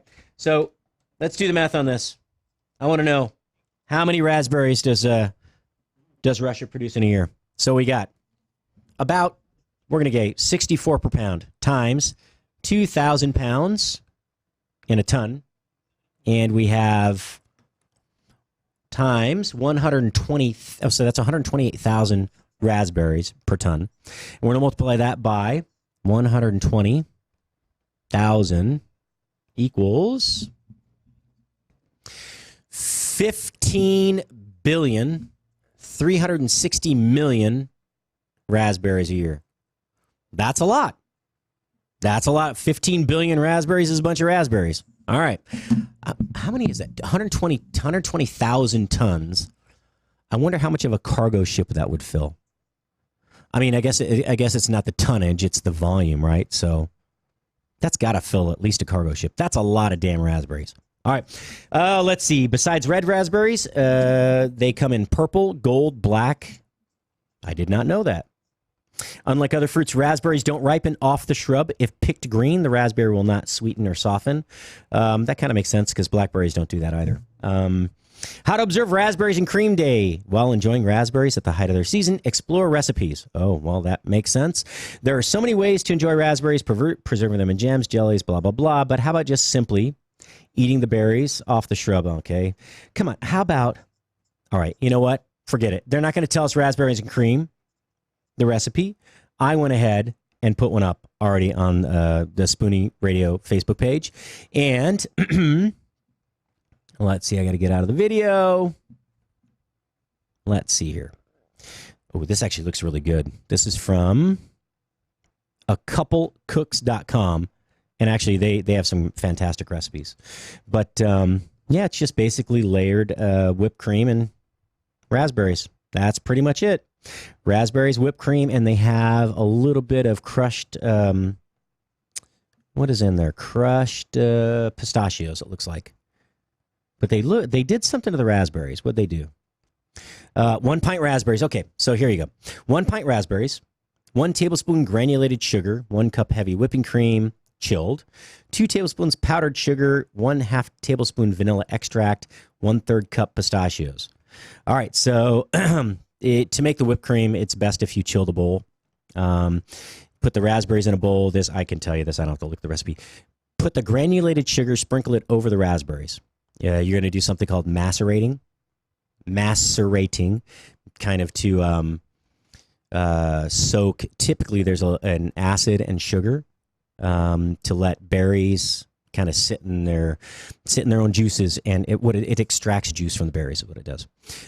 So I would actually put a little lemon juice in this too, because the lemon or tartness, the acid is going to bring out the sweetness of the sugar and make the raspberries feel like they have more depth instead of just the semi-flavorful raspberries with sugar. You have the semi-flavorful raspberries with a little bit of acid, which opens up the taste buds for the sugar. So then you take the heavy whipping cream, you whip it about halfway, add the powdered sugar, whip it the rest of the way, touch of vanilla extract in there, and 1/3 cup pistachios on top. So basically you put the raspberries in the bottom, a little bit of whipped cream, more raspberries, more whipped cream, and then you put your pistachios on top. Pretty simple. Pretty simple. All right. It's basically a raspberry parfait. Because when you eat... So here's a question. I'm confused. When you eat blueberries and cream, it's not whipped cream. It's whipping cream. It's heavy cream, but it's not whipped. That doesn't make any sense to me. So when you eat raspberries and cream, though, all of a sudden it's basically a chantilly cream. It's a sweetened whipped cream with raspberries, either layered or strewn on top, or the cream on top. There's no consistency in this world. And that brings me back to the damn blue raspberries, right?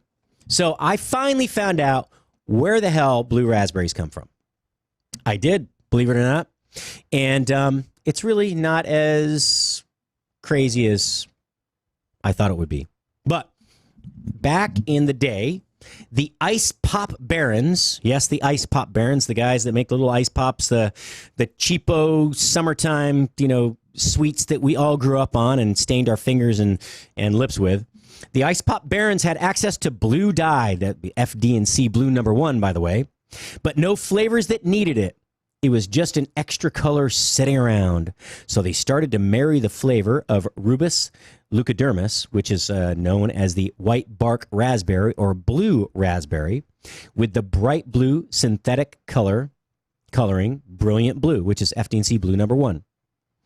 So apparently that's where it came from. No idea. I had no idea that blue raspberries even exist. I want to see an image for a blue raspberry now. I'm going to post it. Blue raspberry. Oh, they are blue. Holy crap. They're kind of purple. Okay, I'm going to post it. Very cool. I had no idea. Well, I got to eat a little crow on this one, or at least blue raspberries. They really do exist. Hashtag blue raspberries. Raspberries. Hate when they hide those letters in there. Raspberries, like Wednesday, right? Wednesday. Blue raspberries. And there you go.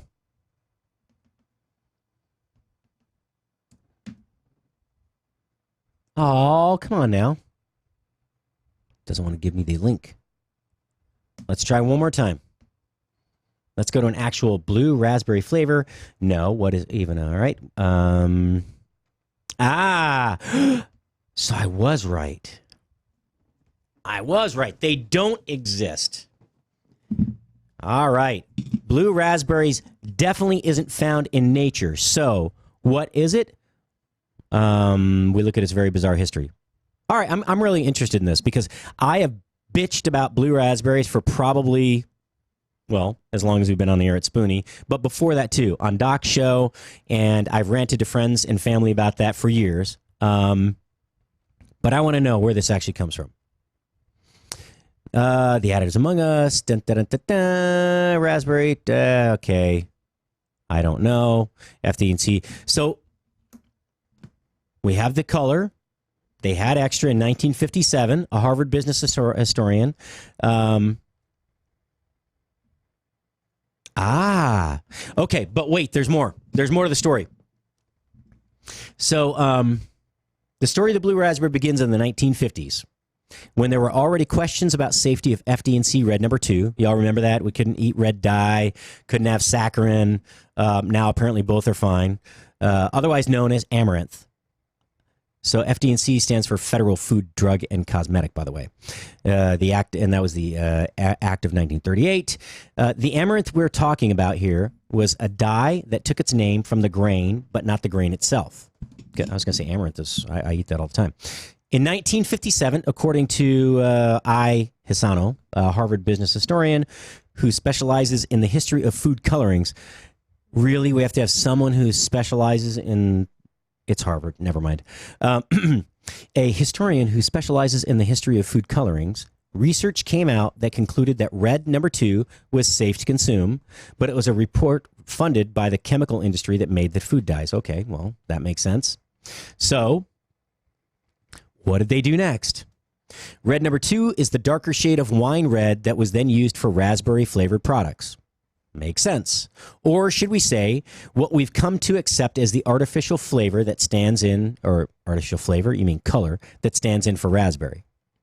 According to Jeremy Bowman, executive director of the Flavor and Extract Manufacturers Association of the United States, let me say that one more time, the Flavor and Extract Manufacturers Association of the United States, the flavor profile of a raspberry was actually developed using mostly esters of the banana, cherry, and pineapple variety. Makes sense.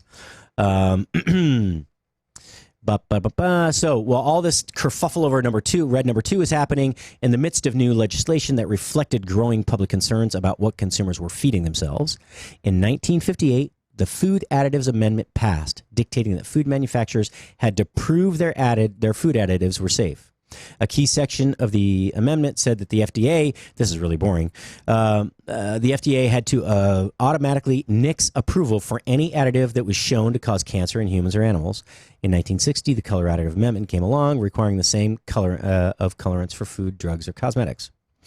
Okay, that makes sense. This was important for these companies because this was a time when controversy over harmful food additives, including food colorings, became intensified, not only within the government, but also among public consumers. This was when they took saccharin away. They took away my Tab. And, well, Tab sucked, right? But what was the other one? There was a grapefruit soda. There was Tab and there was Fresca. They took away Fresca because that had saccharin. Back on the shelf now. Saccharin's safe, apparently. All right, so the same year, the food ads, okay, blah, blah, blah. All right, so the public worry about food additives was still going strong when blue raspberry first popped up. Okay, I got to go back because I skipped the important part. The same year that the Food Additives Amendment became law, in an April 7th article in a periodical called The Billboard,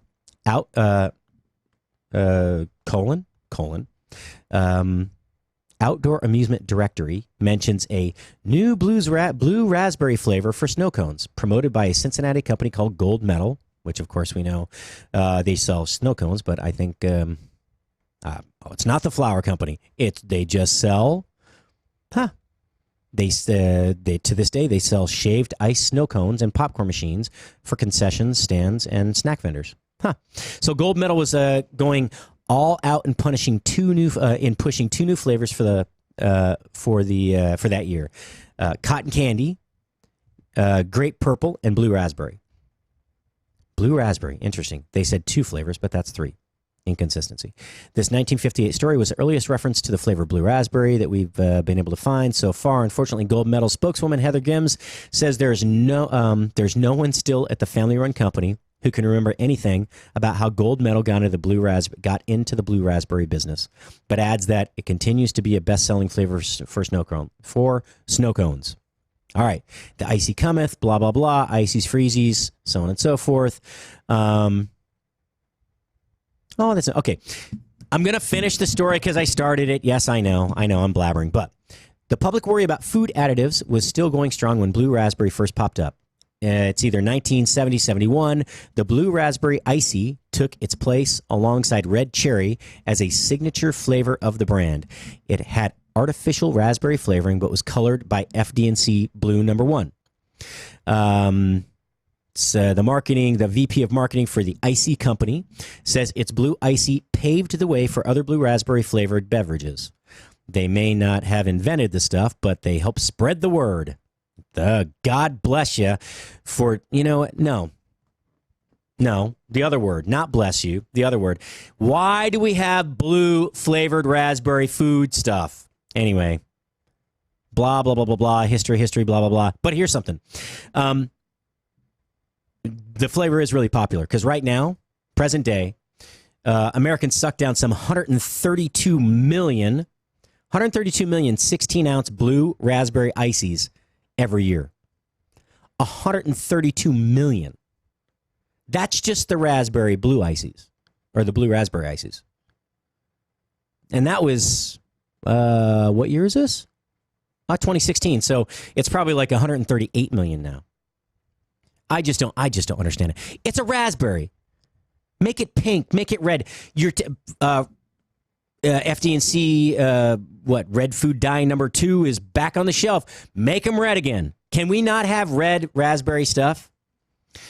This is basically a big commercial for ices. I don't get it. There are pictures though. There are some photos that I came across that actually show blue raspberries. And I don't know if they're fake or not. There are some that are purplish color. Those are black raspberries. I've seen those before. But these have to be dyed. Like you dye a carnation. All right, I'm done with the blue raspberries. We got Laura Gein is coming up from Ramo de Olivo in Bentonville, Arkansas for Wine Down Wednesday here in a minute. There's another story I want to get to. So, remember how Arizona passed a law saying that if it does not come from an animal, it can't be called dairy? Well, apparently there's a really big push now by the Federated Farmers, a rural advocacy group. They're suggesting that any beverage made from almonds has to be called almond juice because it's definitely not a milk under the definition of the Oxford Dictionary. So that's where this whole thing came from. But they're getting kind of crazy about it. You can't say coconut milk. You can't say any plant-based milk can't be called milk. And this is it's a brand new story. I got to read through this in the break and find out what's going on. All right, we're going to talk a little bit of wine with Laura. You know what? I did pick a winner. I wrote the winner down yesterday for the ice cream challenge, and I guess we'll get to it when we get to the numbers on procrastination on our sister channel next door. Yeah. Do you like how I played that? See, I just got out of paying $6 for a half gallon of ice cream and having to ship it to somebody's house halfway across the country, right? I suppose I could just pick somebody in Texas and either drive it to them or ship it there or have them come to the studios and pick it up. Summy, what's your favorite ice cream? You win.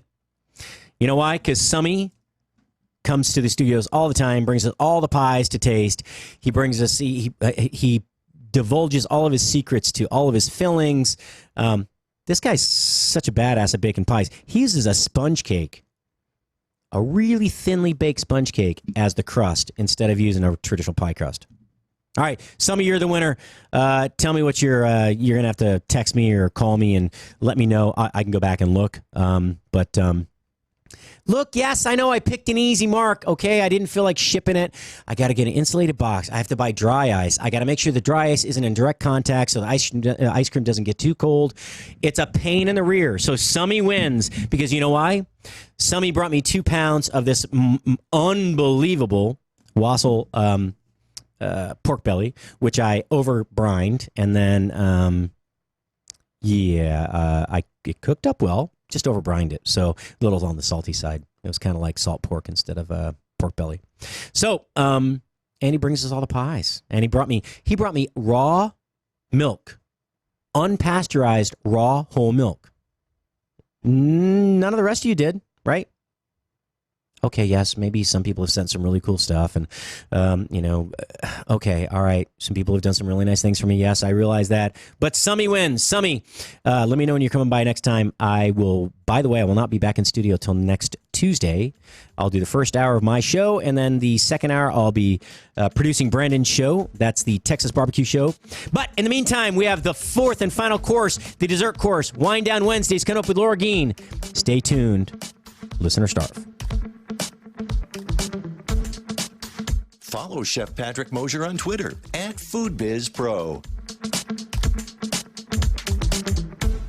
Why have thousands of aspiring authors teamed up with Christian Faith Publishing to publish their book? Because Christian Faith Publishing is an author-friendly publisher who understands that your labor is more than just a book. We provide authors freedom and flexibility throughout the publishing process, professional book editing, award-winning design, and some of the highest royalty structures in the publishing industry. And as always, you will retain 100% of the rights to your book. I was looking to find a company that I could trust, one that assisted in the editing process completely.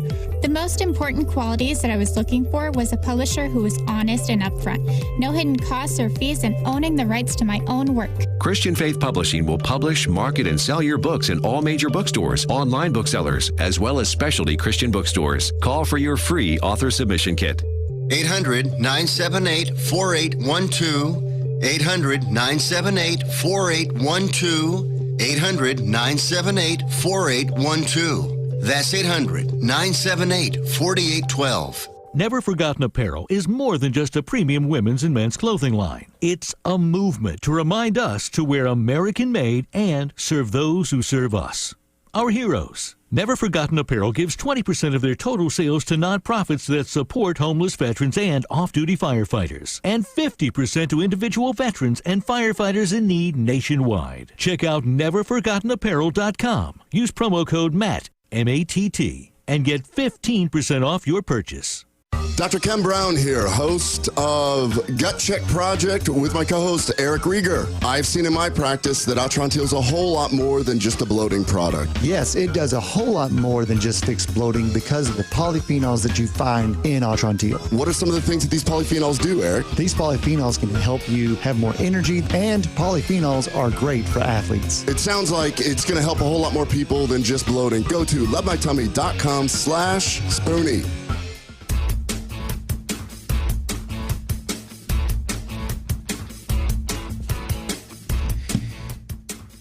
Welcome back, folks. Chef Patrick Mosher, the Food Biz Pro, here on Spoony Radio. Yep, the fourth and final course. Laura Geen is, of course, coming up. Hey, Ron, could you put up the picture of Laura for me? Ronaldinho, Ronald Donald, Ronaldo, Ron. That's okay. He'll get to it later. She'll be calling in any moment. Right now, I'm editing. I'm finishing editing up the video for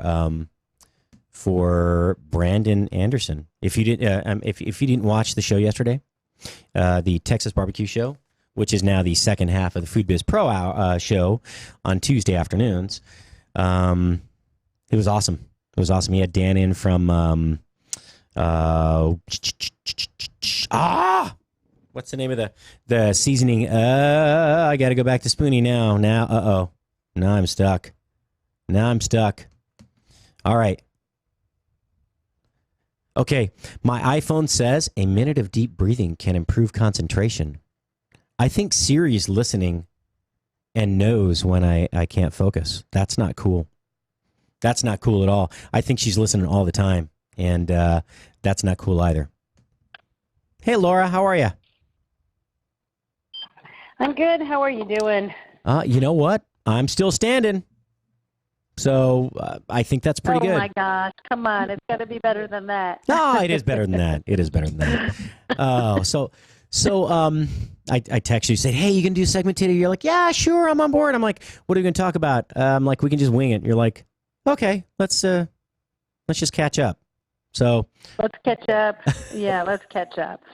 oh, so you recently had a little vacation, didn't you? A couple weeks ago. So I was lucky enough to have a family reunion in the Bay Area.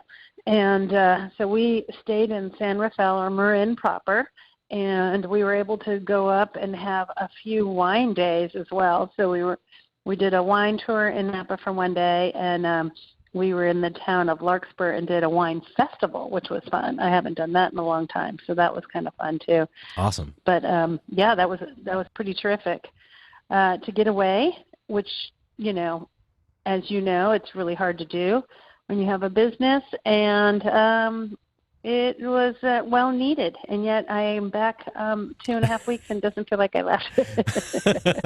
You know, sometimes you need like that buffer so you go on vacation, and then you need the buffer, the recovery from vacation time, like 4 days, 3 days, and nobody gets that. I mean, yeah, we don't. I don't think we take long enough vacations either.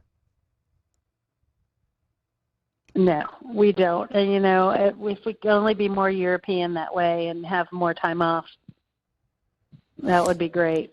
But we don't do that, do we? No, you know, I a couple of weeks ago, maybe last week, I was talking about the number of mandatory vacation days for employees in you know, all these different countries. And oddly enough, in the United States, other than the federal holidays, there is not a set number of mandatory vacation days that you're required to give your employees.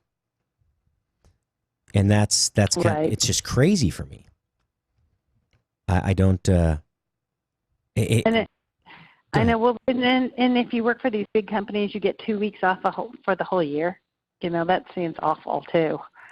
Yeah, I mean, so when I lived in Germany, okay, it would kind of piss me off because, you know, at certain times of year, everything would shut down. You couldn't go to local bistro, you couldn't go to the Italian restaurant, you couldn't go to the ice cream shop, you couldn't go to the cafe, because, you know, the coffee shop, because everybody shut down and they went out of the country. And each country kind of does it at a different time, or they overlap a little bit. But in Germany, they shut down, and the people, the Italians that are there and that go back to Italy, that run the local, you know, Italian bistro or coffee shop, they're gone for a month or 6 weeks. They're gone, and it's fantastic, to be honest with you, to have a full. That's great for them. 3, 4. Well, I mean, Germans in general tend to work really hard when they're working. And they don't work late in the evening most of the time, unless they have a small business or something. But they take their time off. They really take their time off, and we don't do that here. We squeeze in a long weekend or a day here, a day there, but we don't string it out for 2, 3, 4 weeks where we can actually recuperate from a long, hard work year. At least I don't. Maybe you do. Yeah, true. All right, so you texted me. No, I don't. Every day's a vacation in Bentonville. Every day, and I don't leave. Yeah, I know. We're here a lot. Well, you know, really, but look, every day's a vacation in Bentonville, right? Well, Bentonville is a nice little town. That is true. And it's not like it's super high stress work. So that's a good thing. I do what I love, and it's fun being here. So that part is not work. It's just that you do have, you know, when you have a small business, you man it and you work it and you're here. And people, when I'm not here, people are always like, we came in and we didn't see you. I'm like, I know. I sometimes I leave, you know. You know, the good thing. But that's a good thing, right? Well, and the great thing about your business is it's a wine shop, right? It's a wine bar. So, you know, when the day gets rough and the hours are long, you sit down and you say, you know what, y'all just shut up for a minute. I'm having a glass of wine. Mom needs a timeout. Exactly. All right. So y'all. I do, and I do sit at the bar occasionally and act like a customer. Every so often, I will be at the customer. Well, you know, I used to come in at the end of the night. So that's good. Like Monday night was smoking busy. It's smoking busy. I left for a little bit, and I get a call. You've got to get back here. So I run back, help everybody, and then, then it's over. It's fast and furious. And last night it was quiet, and so I did sit at the bar and have a glass of wine. So you just never know. Well, I used to come in at the end. Business is like that, it's up and down. Well, I used to come in at the end of the night, and typically, by the last half hour it slowed down significantly. So I'd sit and have a glass of wine with you, or Tom, or whoever else was in that evening serving. But that's one of the pitfalls of small business, right? And I love talking the business of business, whether it's food service or otherwise. A lot of people get so caught up working in the business, wearing so many hats in day-to-day operations, that they can't grow, they can't work on the business, they can't grow the business. So, the idea of entrepreneurship, they've basically become self-employed and bought themselves a job that they can't ever get away from, and there's no paid time off. I mean, because if you're not working, you're paying somebody else to work for you. Exactly. Yeah. And I know you're having a stressful day, so I appreciate you calling in anyway. We'll talk about it off the air, but I hope. No, it'll be fine. It's all good. We've got this covered. The good news that I have is that I have my family around me. Like you said, I have a great little business. We all work it. This is a family business. My brother and his family live here. My kids live here. We all, work here at Ramo and other jobs, and we help each other out, and that's what it's about. So that part of living in a small town and living here is beautiful. Makes life very less stressful. That part is not stressful. And if we have a problem, a family problem, we all rally. The troops are there, and it's all good. That's it. So that's a good thing. No, I growing up in upstate New York, where I'm originally from, we lived in 7 miles outside of a little town that had 4,000 people, and but our whole family lived within probably a 5 or 7 mile radius, pretty much. So my father's side of the family, all the relatives lived right there, and we would do these not every weekend, but every couple of weekends in the summertime. One of my uncles had built a pavilion outside. It was a screened-in pavilion with concrete and picnic tables and a nice covered roof in case it rained. But they would do this jam session. So my father did not play an instrument that I know of, but his brother played guitar and banjo, and I had another uncle who played drums, and my other uncle sang, and they'd sit around and everybody bring food, and you talked about family business and you had fun, and the kids played baseball or pickle or, it was just, it was fun. Right. I miss that sense of not just family, but community. I think one of the things that, and again, we're not really talking about wine today, folks. So if you don't care, then don't listen. I'm just saying, we're catching up as friends. I haven't talked to Laura in like a month. So, Bentonville has done a really good job of preserving that downtown kind of town square, a place where people congregate. They have so many events down there, between the First Fridays, the farmers market, all the other events that they have there, weekly, sometimes daily. It's really nice to see that there's... And now we have all these biking events too. The biking events have really been taking over as well, because there's so much biking trails. They keep adding more and more biking trails. So that's another thing. They just had a biking conference, NWA biking conference, about building trails and helping other towns build the trails, which is kind of neat too. So spreading the wealth, that's helping bring us a lot of tourism. We've got a huge amount of tourism now because of our museums and our bike trails. The Airbnb whole phenomenon is catching on here, and there's tons of them now. So it's a great thing to do if you come into town to stay in an Airbnb. You really get the feeling of what it's like to live here, which people do really enjoy because it is kind of a slower lifestyle. I was just in Napa. I was just in the Bay Area. Oh my gosh, it was all about getting somewhere and finding the parking. That was really important. And it's don't so get me wrong, stressful. I love the Bay Area. Love it. Love the restaurants, but it's so crowded and everything. And that's part is stressful. Just going somewhere is stressful. And that's what we don't have here. Like getting home, we were just like, I can do all my errands in like 30 minutes because I can drive, easily get anywhere, walk or drive in minutes. And in the Bay Area, it's literally you have to plan out every step you make. And that part is stressful, to be in that area. And, my family's there and they love it, and they're used to it. But when you get away from it, it's very difficult to go back, and makes you real the beauty, like you said, of a small town.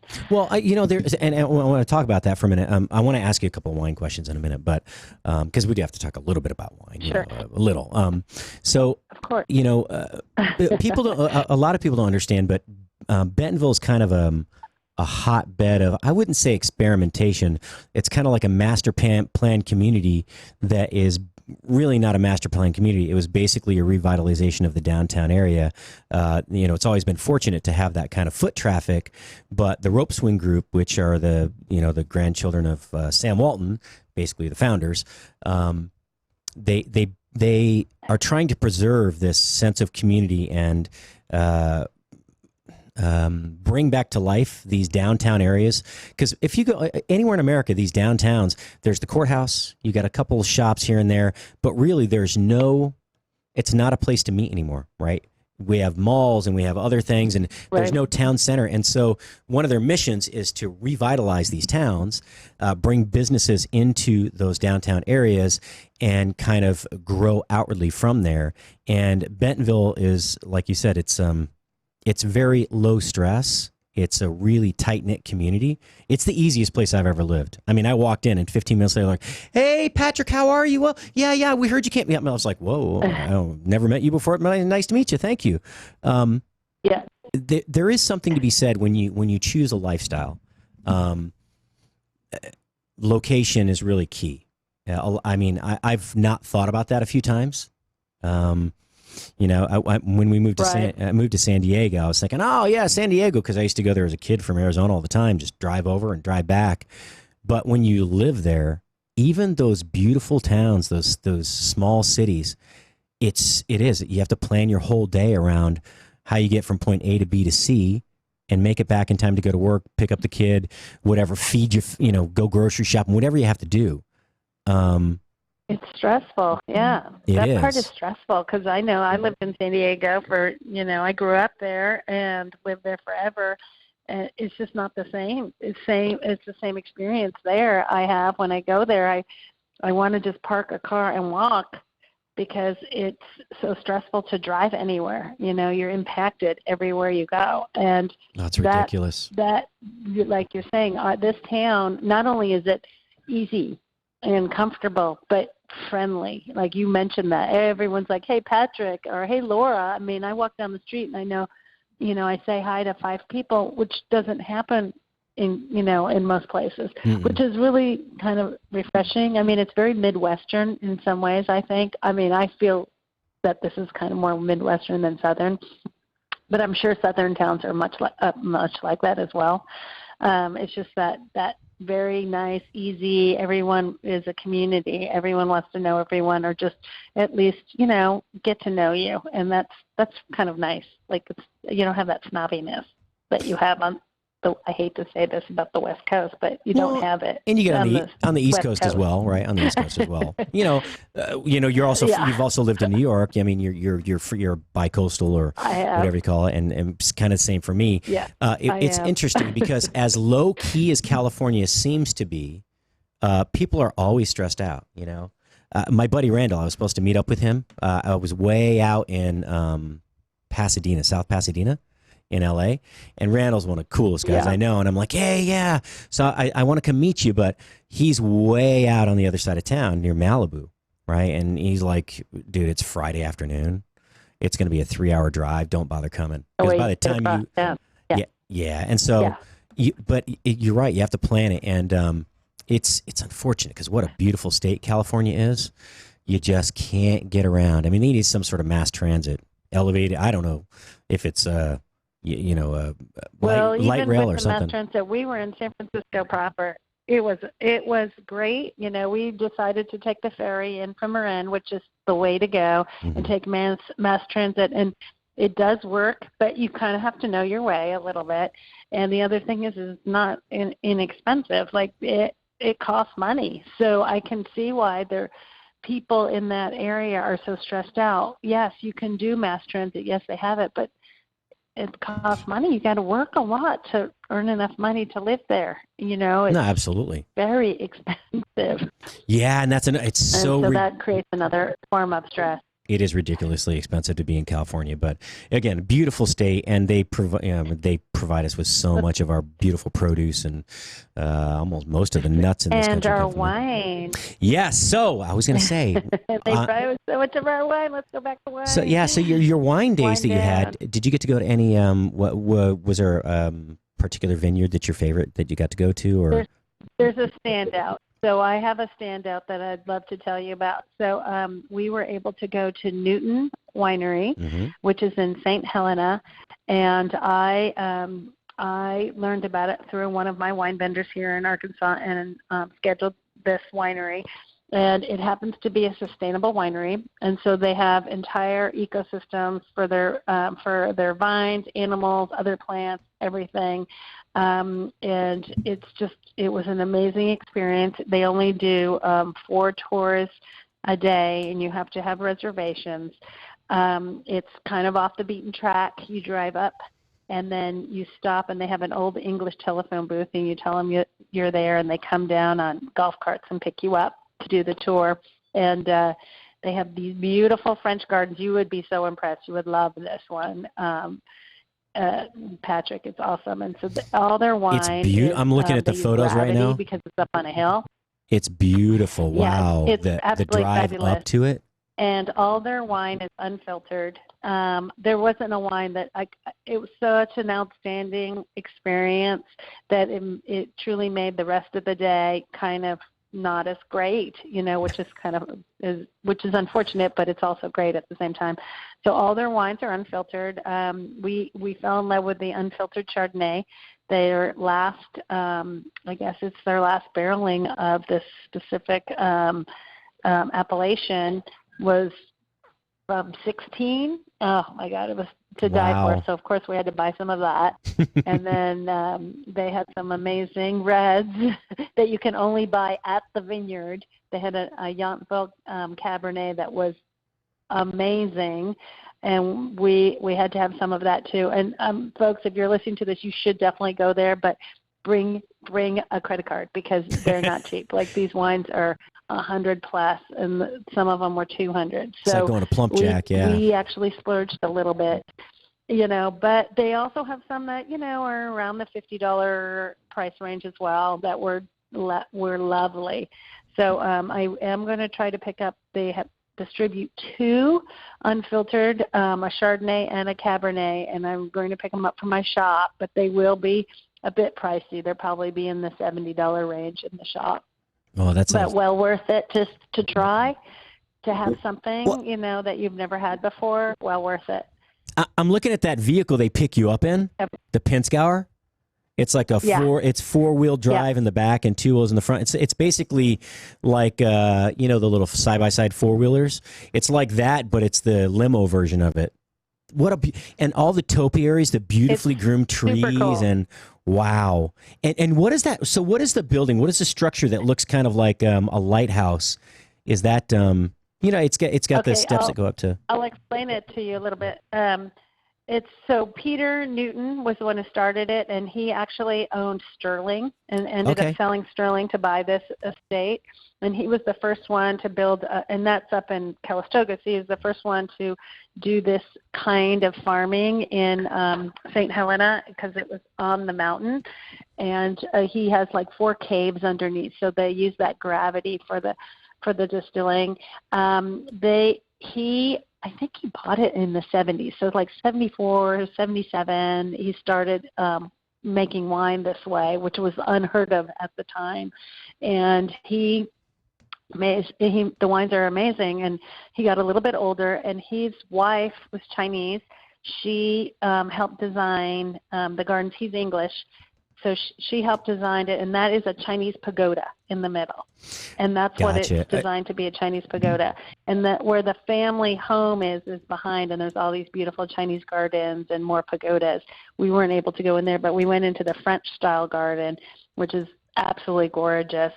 And that is part of the actual winery, not the family home. And unfortunately, he got elderly, and he wanted his children to take over the vineyard. Well, his son was in the publishing business, and Peter Newton started with paper, and he was doing paper, buying the pulp here and sending it to England. He's an Englishman, and his son was too busy publishing the Harry Potter books, so he didn't want to take over the vineyard. And then both his daughters are professors, and neither of them wanted to take over the vineyard. So unfortunately, it was sold. And I believe it was sold in the late 80s, early 90s to Hennessy Chandon. So it is owned by the Hennessy Chandon. It's one of their properties. But the wine still is made in the way that Peter Newton started, which is really incredible. That's so beautiful it's a great property. Story. Beautiful property. Wow. I'm actually going to, it's so pretty that I'm going to post this up on the Spoony, Spoony Radio Facebook page. It's fantastic. Good. Wow. It's so. What was the? And then. Go ahead. The unfiltered Chardonnay was your favorite. Well, that was one of my favorites. The other one was the Yountville Cabernet, and the other one that we fell in love with is called Puzzle, or The Puzzle.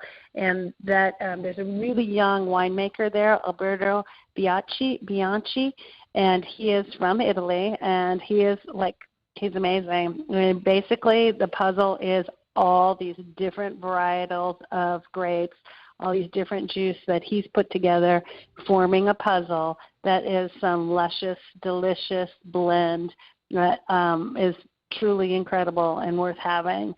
So everyone I went with, my whole family, everyone bought a few bottles of the Puzzle because everyone fell in love with the Puzzle. And we fell in love with him. He's such a neat young man, great winemaker. Went to school in Lisbon, and Portugal. Milan. He's definitely a top-notch winemaker. Yeah, wow, this place is phenomenal. Just,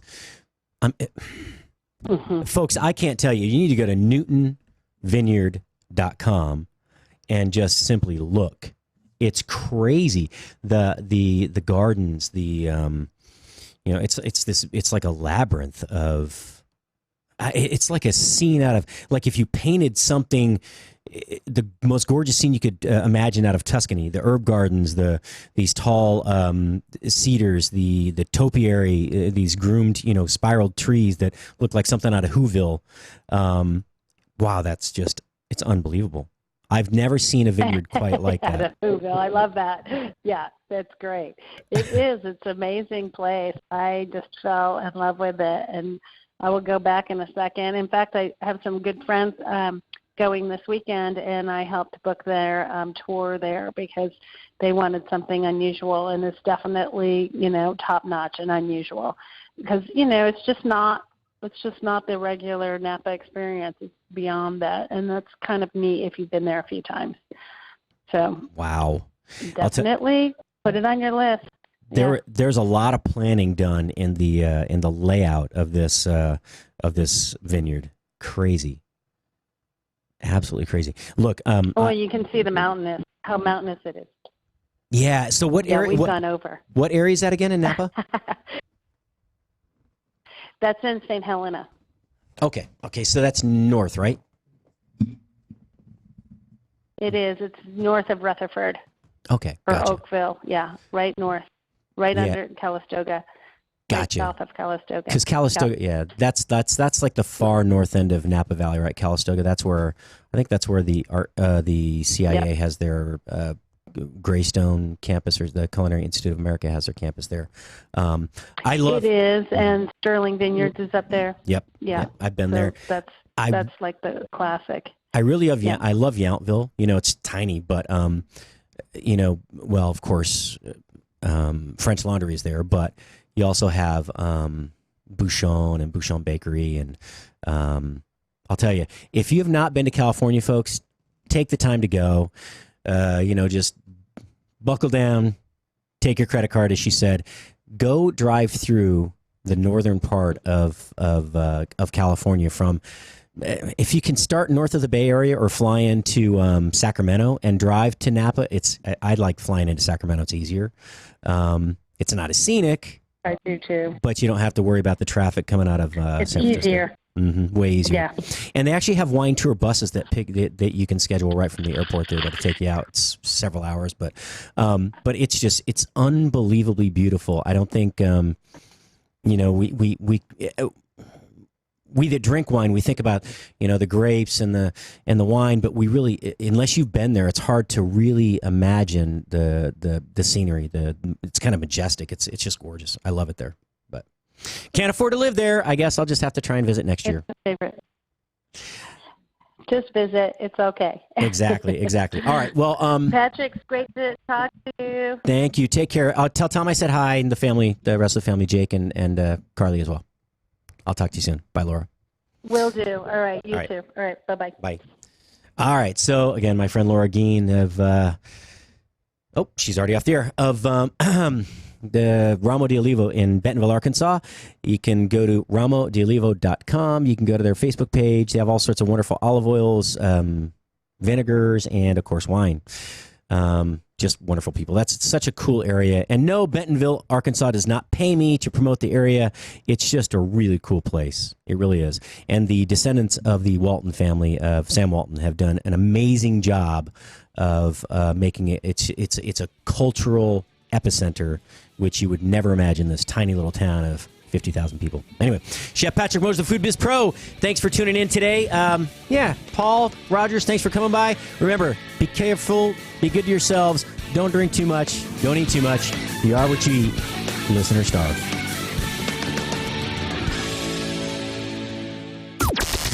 This is the only 24-hour Take Anywhere platform dedicated to food and fun. We're Spoony. Breaking news this hour from townhall.com. I'm John Scott. Hey, Jeff. It's been a weird day already.